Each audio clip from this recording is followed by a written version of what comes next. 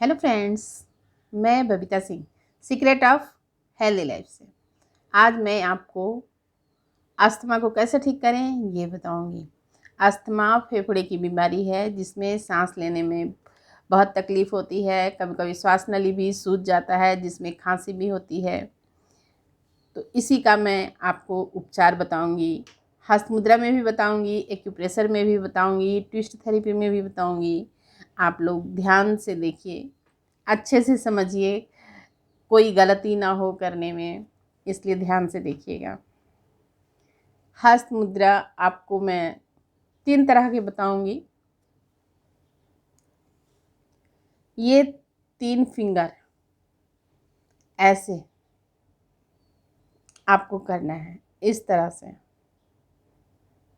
आप इसे 5 minute minimum ज़रूर करेंगे।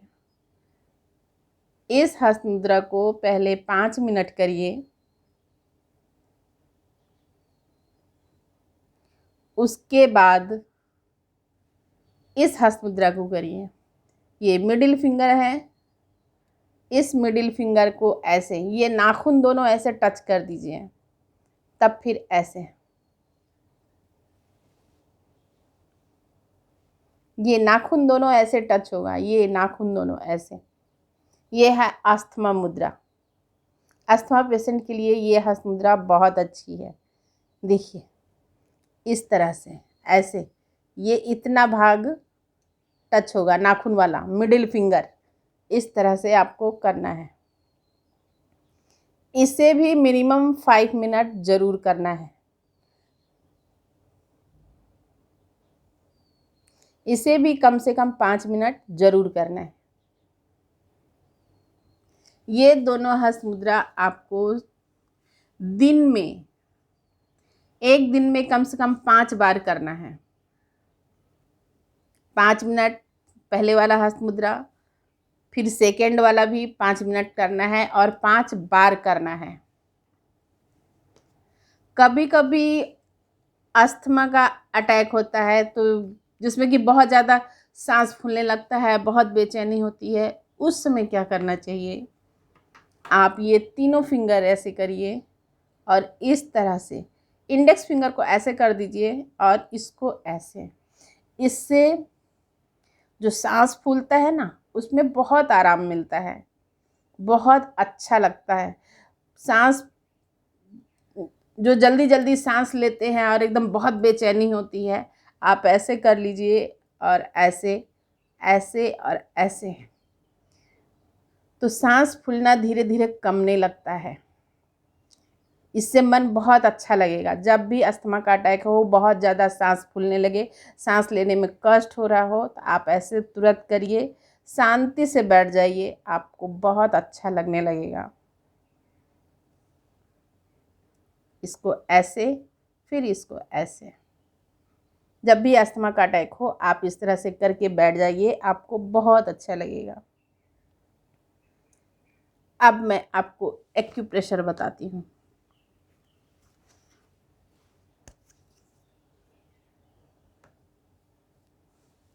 एक्यूप्रेशर, ये वाला जो पॉइंट है, मैंने ये रेड कलर कर दिया। इसी जगह दोनों हाथ का ऐसे ऐसे उंगलियों से ही प्रेशर देंगे, उंगलियों से ही प्रेशर देंगे। ऐसे ऐसे प्रेशर देना है, ऐसे ऐसे उंगलियों से ही देना है, किसी चीज़ से नहीं देंगे, उंगलियों से ही देंगे। और दोनों हाथ में, दोनों हाथ में इस जगह, इस जगह, दोनों हाथ में। और 1 मिनट, इससे ज़्यादा बिल्कुल ही नहीं, सिर्फ 1 मिनट आपको देना है।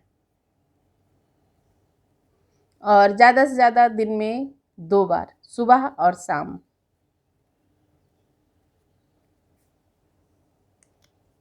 एक्यूप्रेशर इस जगह आपको करना है, एक्यूप्रेशर इस जगह। अब मैं आपको एक ट्विस्ट थेरेपी बताती हूँ।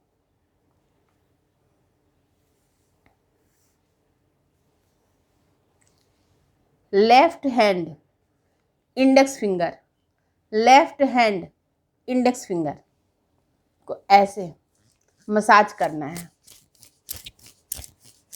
इससे एलर्जी में कमी आएगी। जो भी एलर्जी होता है, एलर्जी की वजह से खांसी वगैरह आने लगता है, उसमें थोड़ी कमी आएगी।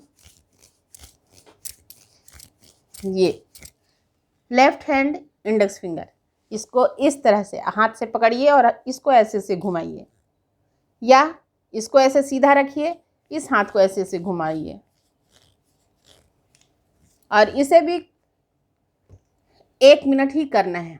1 मिनट से ज़्यादा इस तरह से नहीं करना है, और दिन में कम से कम 3 बार ज़रूर करना है। इस तरह से ये एलर्जी वगैरह कम करेगा। और राइट हैंड लिटिल फिंगर, इसको भी ऐसे करना है। राइट हैंड लिटिल फिंगर इस तरह से आपको करना है,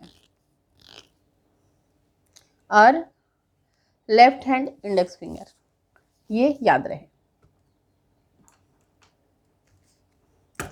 और अनुलोम विलोम तो करना ही है। अनुलोम विलोम अस्थमा पेशेंट के लिए बहुत अच्छा है। जितना ज़्यादा आप इसको करें उतना ही अच्छा है। कम से कम मिनिमम 15 मिनट सुबह और 15 मिनट शाम में अनुलोम विलोम होना ही चाहिए, होना ही चाहिए। ठंडक के मौसम में जब भी आप अनुलोम विलोम करेंगे, प्राणायाम करेंगे, तो राइट नाक से पहले सांस लेंगे। राइट, दाहिने नाक से सांस लेंगे ठंडक के मौसम में।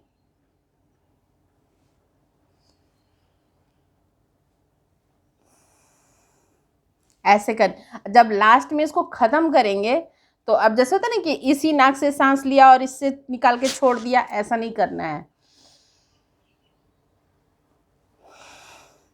ऐसे करके ख़त्म भी आपको करना है। इससे शरीर में गर्मी बनी रहती है। इसे सूर्य भेदी प्राणायाम कहते हैं। इससे शरीर गर्म रहता है, और जल्दी जल्दी जो ठंडक के मौसम में अस्थमा का अटैक होता है वो चीज़ कम होगा, नहीं होगा, धीरे धीरे बिल्कुल ठीक होगा। इस पर ध्यान देंगे। गर्मी के मौसम में आप इस तरह से ना करें। बाएं नाक से सांस लें तो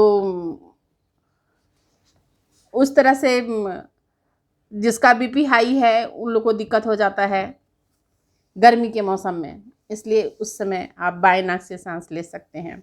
लेकिन ठंडक के मौसम में दाहिने नाक से ही सांस लीजिए, और जब भी छोड़िए, ख़त्म करिए,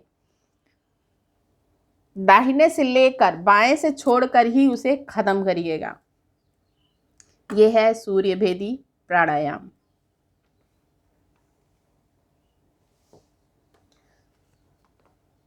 और खाने पीने पर अस्थमा पेशेंट को बहुत ध्यान देना पड़ता है।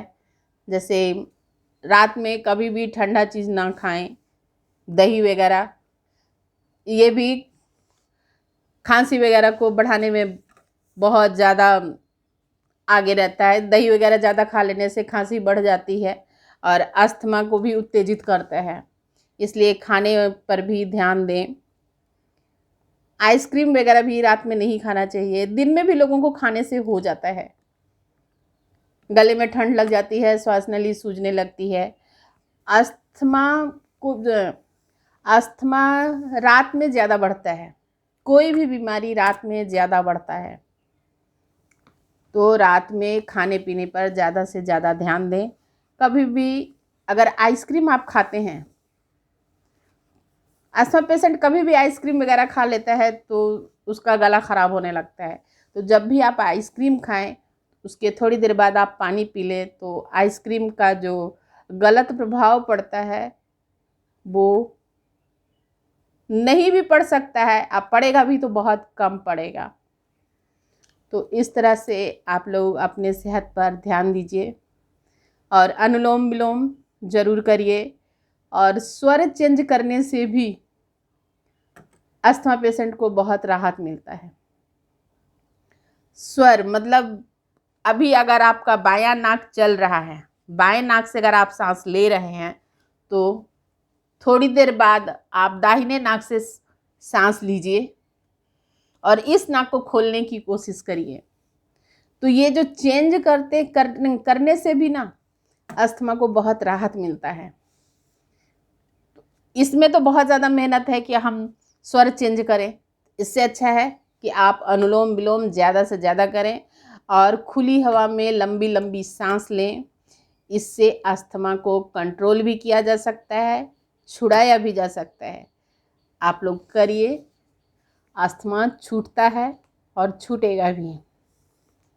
स्वस्थ रहिए। मेरे चैनल को लाइक एंड सब्सक्राइब करिए।